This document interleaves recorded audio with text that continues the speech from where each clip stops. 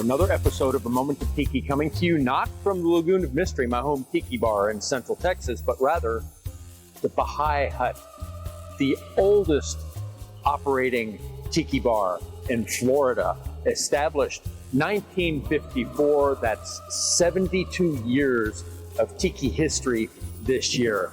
That's a mighty impressive run, no matter how you slice it. So come on, let's go check it out. The Bahi Hut, the Bahi Hut, the Bahi Hut is the spot, the intimate spot to meet all your friends. The Bahi Hut, the friendly cocktail lounge and the golden host with the island charm you love the most. On Sarasota's famous North Trail you got the intimate spot to meet. The Bahi Hut, the Bahi Hut, the Bahi Hut, the Bahi Hut is the spot, the intimate spot to meet all your friends.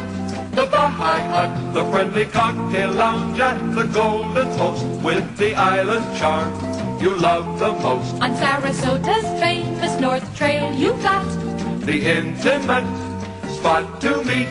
The Bahi Hut, the Bahi Hut, the Bahi Hut. The Bahi Hut is the spot, the intimate spot to meet all your friends. The Bahi.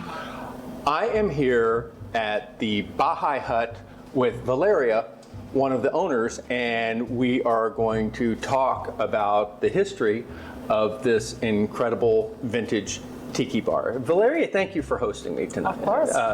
So first of all, can you tell me a little bit about yourself and how you became involved with the Bahi Hut? Sure. So we took over the property in 2019.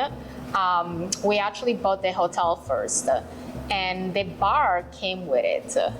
And first, we were not interested in running this property because we never ran a bar before, and we didn't want to get involved in a business that wasn't our expertise. But then doing some digging, we realized, wait, this is actually a gem. It's a beautiful property, and people were so happy that we took over and what we were gonna do with it. So we decided to go for it, and it was a great decision because it's a great business. It's a lovely establishment. Yeah. Okay, so famously, the Bahi Hut underwent a major renovation after y'all purchased. Can you tell me what went into the renovation, what changed, what stayed the same, and how y'all approached that? Because this bar is 72 years old now. It is 1954 it was established. So I imagine a building that old had some issues you had to deal with. Yeah, there were several things we have to do. I remember the first time I came in the bar, and it was in the middle of the afternoon, and there was smoke everywhere because it was still allowed. Oh, and, okay. There were customers with their feet on the chairs, and there was carpet on the floor. In a bar? Yeah. Oh, no. Ooh, yeah. Ooh. Yeah, and it wasn't a new carpet. It was like from the 80s. So you can imagine. So when I got in, I was like, hold on, what is this place?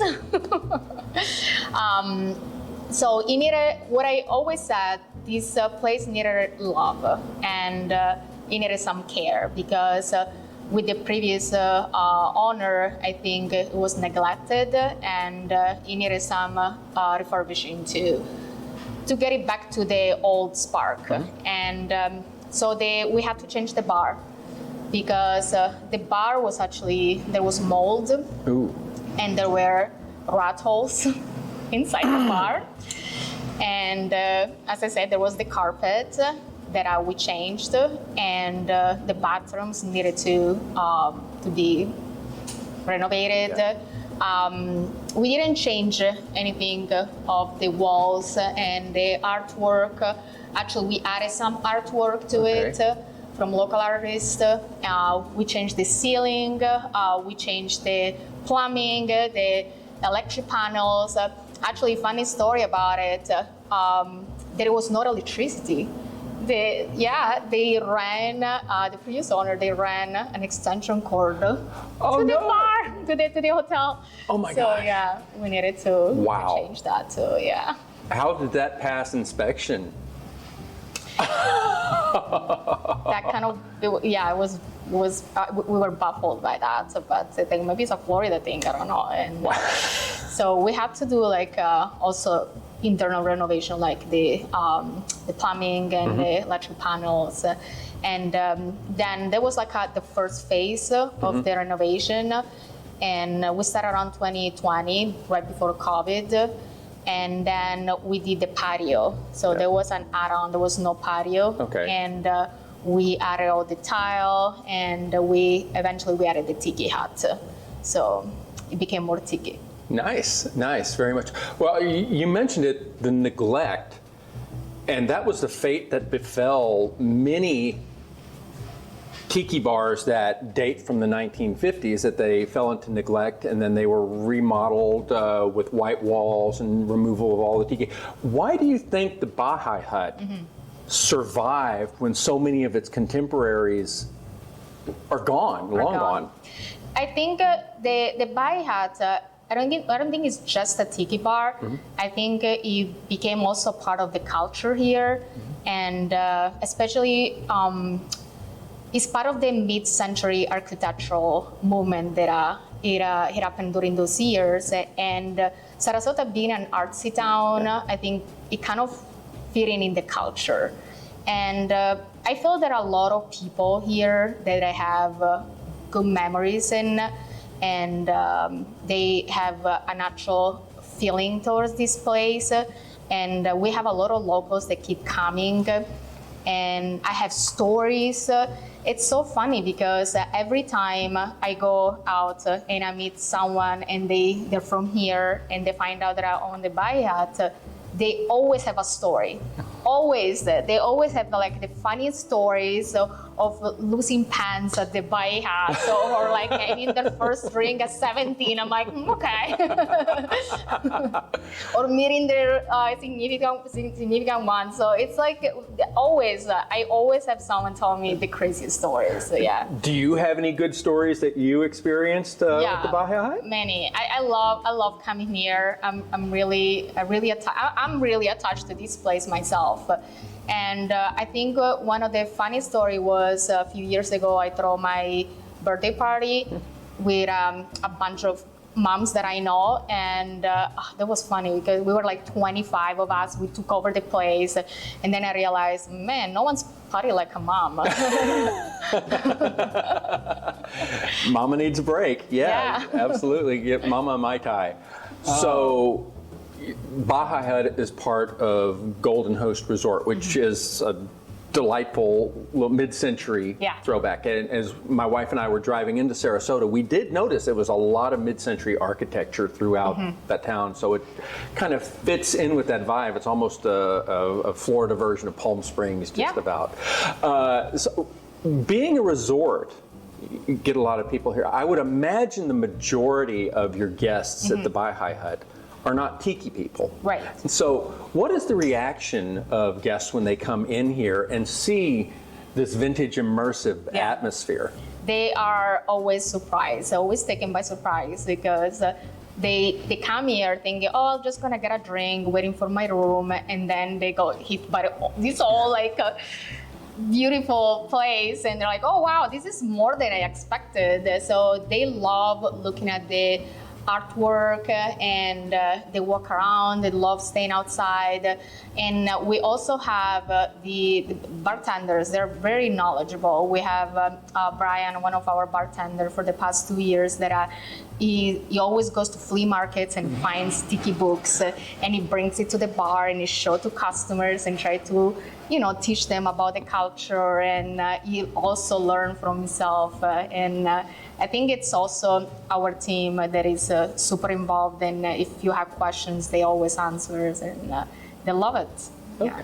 So I have to ask, what is the most popular drink here? What's the most popular cocktail? Well, after the Mai Tai, the original one, yes. I would say the Mai Tai 1944. 1944 Mai Tai? Yes, it's the one that is the handcraft one. It's been, I always, I do the menu and I do the drinks. Oh, and, okay. I love to do that. And I always, every once in a while, we have a meeting with the bartender, and I have questions like, you know what, I had this drink the other day and I'm not convinced, there is something off. So can we change it? Can we do this or that? Can we change brand? Or I have this vendor that I brought me this awesome bottle of coffee rum that happened like a few weeks ago, and actually we started carrying the coffee rum because it's amazing. And it says, can we use this in a cocktail? And we craft a cocktail, and then it's like, can we make a note of vanilla or cinnamon? And we come together and we make drinks.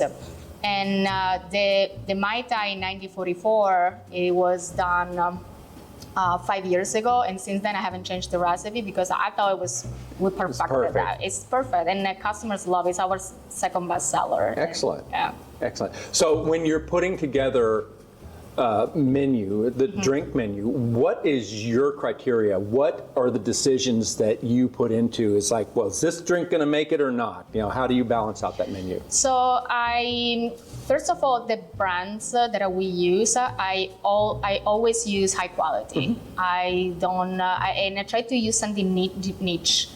I always go in the search, like, can we use this particular bottle because I think it's amazing, and this company is doing a really great job, and it's unique. And then we sit together with the bartender and we do a testers, and we start like mixing, and we go through several options, and we try to see, okay, is this balanced? Is this sweet? Is this tiki enough? Because we're always trying to also comply with the culture. So Sure. we try to give different options too, because we know like tequila drinks now are, popular. So we try to make our customers happy. Well, you can't have a menu that only has rum. Right. Although some of us would like that, but still, there's nothing wrong with tequila. There's nothing wrong with whiskey, and have a good balance. There's some good gin-based tiki cocktails as well. Yes. Exactly. Actually, we have a bourbon drink that is a tiki. Like he has a tiki influence because there is some horchata and some pineapple juice, and I think it's very well balanced for bourbon. Okay. And for people who likes bourbon, we give that option. Absolutely. Always want to make the customer happy. Yeah. So I asked about, the guests coming in who aren't tiki folks. Do you get many tiki tourists? I mean, technically, that's what I am. That's why I'm here in Sarasota to come here and visit the Bahi Hut. Do you get many tiki folks come through? We do. They come here and they don't tell us, and usually they leave a review, and 99% of the times it's like 5-star, and they're happy. So I'm really happy to read that. Like, okay, good. They were happy, and they taste the cocktail, and they find them authentic, and they see the quality, and the bartenders are very friendly, and usually a really good experience. Yeah, just the immersive atmosphere. I like you have the bamboo, and you have these. Excuse me. You have the vintage wood walls with the distressed wood. You have the stone wall over here, which is so mid-century. Yes. Coming in from the outside, it looks like a cinder block building, and you don't expect anything. It's just a concrete building, and you come in, and it's so warm and immersive. So I want to ask you. Are there any elements of the decor here or architecture or anything that is a personal favorite of yours as an owner? Is there something that you come back and say, I just really like that and come? I really love the painting over there. Oh, the painting over here. Okay. And the painting of the Hawaiian lady there. Yes. Okay. It's the paint is from the 50s actually. It's one of the original one. Oh, very nice. This one too. It's original. It's from the 60s. The leopards? Yes, oh, the yes. leopards. So, and I love also what we did with the mugs. But we have the mugs that we make, and every year we come out with a new mug.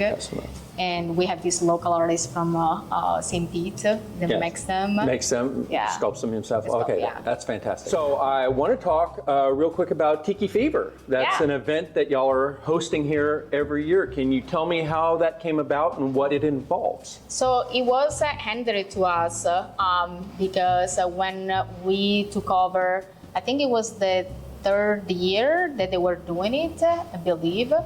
And we didn't know what it was. So when we took over, and so we took over in, it was 2018, and it was the middle of the summer. And then we had Tiki Fever happening like a month later. And it was already like, people were already excited. So we're like, what are we doing? Because we don't know anything. So we just went with it, and it was beautiful. It was small, and it was a beautiful event. So my husband and I were like, I think we should keep doing this. I think people have fun, and the Tiki crowd is so fun. I love dealing with the Tiki crowd because they're very chill and very happy, and so we decided to keep doing this event every year. And this year is gonna be in November. We switched from October to November due to hurricane season. yes. I think it's a much safer. Y'all have those here. Yeah. We have them in our Texas too, but not quite as much as y'all. Yeah. So, it's actually we had to cancel 1 year. I think it was 2021 because of the hurricane. Because of hurricanes. And it was sad because you put so much work into it, and then the week off, we had to cancel everything. Yeah. But that's good that you have the gathering, that you bring all the Tiki. I mean, because Tiki folk are nothing if not protective of the history. Sure. And you don't get much more history than here. I mean, even the Mai Kai across the peninsula into Fort Lauderdale is not as old. It doesn't have as much history, even though it's got a lot of history. You know, this, I'm trying to think, there's not a lot. You know, even going out onto the California West Coast, there's not very many Tiki spaces that are this old. It is, it's hard to preserve them because after all these years, there are things that happen, but I think if you do the right touches and you just keep on keeping, safe and clean and run the electrical. No extension cords. No extension cords, yeah.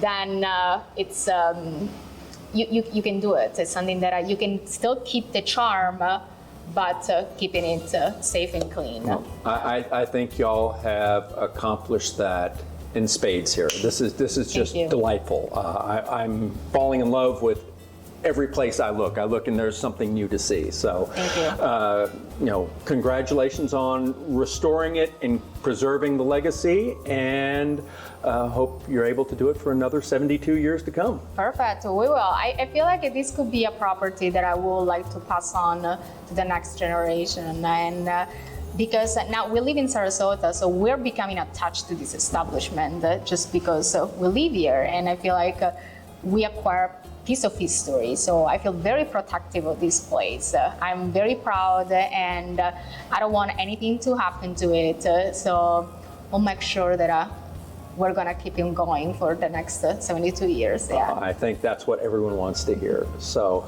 until next time, from the Lagoon of Mystery, the Bahi Hut, or wherever else we happen to be, aloha. The Bahi Hut, the Bahi Hut, the Bahi Hut is the spot, the intimate spot to meet all your friends. The Bahi Hut, the friendly cocktail lounge and the golden host with the island charm you love the most. On Sarasota's famous North Trail, you got the intimate spot to meet. The Bahi Hut, the Bahi Hut, the Bahi Hut, the Bahi Hut is the spot, the intimate spot to meet all your friends. The Bahi Hut, the friendly cocktail lounge and the golden host with the island charm you love the most. on Sarasota's famous North Trail, you got The intimate spot to meet. The Bahi Hut.